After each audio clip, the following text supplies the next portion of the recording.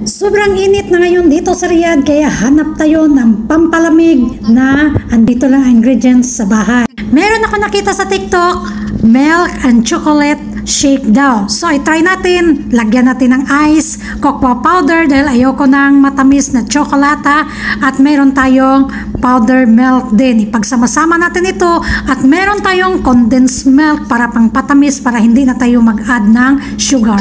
Tamang-tama ito, pangpalamig sa mainit na panahon dito sa Riyadh ngayon.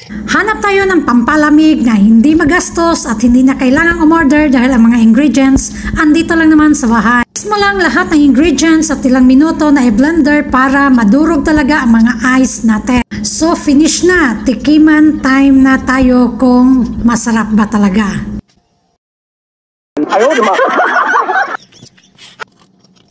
Try nyo din mga kabayan.